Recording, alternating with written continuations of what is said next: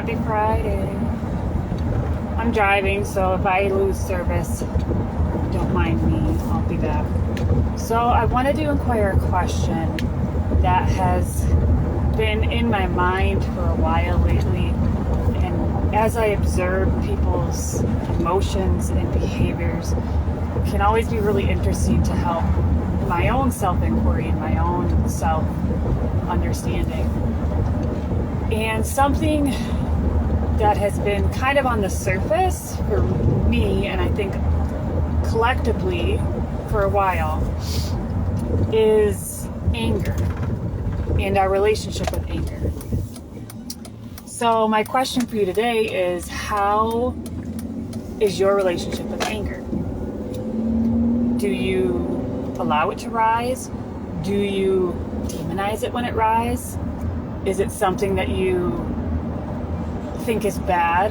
Is there negative or shame around your anger because of past experiences, things people have told you, it's things how you were raised, things that society has put on us around anger? What are those shadows we have around anger and our expression of it? Now, usually what comes up around anger is people relate anger and violence together. Anger is assumed to be violent or aggressive or mean or whatever. But in its true expression, anger is simply an emotion.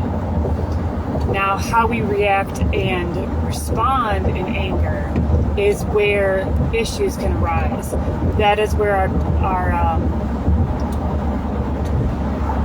trauma responses come up, our wounds get revealed, usually because of the way our anger has been treated in the past. Especially as children, if you are constantly getting berated, criticized, isolated, punished for your feelings of anger, then we will begin to build these kind of protective mechanisms and adaptive behaviors, suppressing anger. And then as adults, we don't know how to sit with anger. And this goes with a lot of different emotions, but anger in particular is a important one, because anger usually is rooted in some sort of pain, some sort of injustice you feel, whether you're not feeling heard or seen, you're not allowed to feel what you need to feel.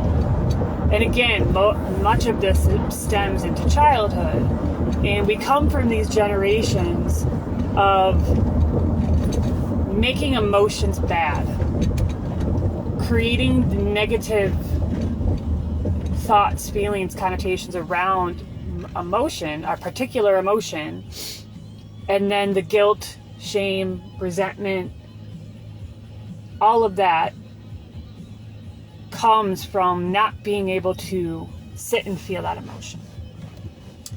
Anger is a very valid, very authentic, very true emotion that can rise in many different situations. But where anger becomes an issue is when we turn to a violent behavior, where anger becomes abuse, whether that be emotional or physical abuse. It can become manipulative. It can become physical. It can become many different things. But anger at its root is not a negative emotion. It's one that when we suppress it more and more, it's usually an aspect of many of our addictions, many of our unhealthy adaptive behaviors can be brought back to anger. And then what's truly beneath anger is often shame, pain, sadness, sorrow, that we have not yet been able to sit with, bringing awareness to, bringing action and emotional release to. You see, awareness is step one. But bringing action and resolution is the second step. And then being able to move through and release it all is step 3. So awareness is only the first step, and many people stop at awareness because the rest gets uncomfortable and the rest we're not used to, and it's difficult to keep moving through that.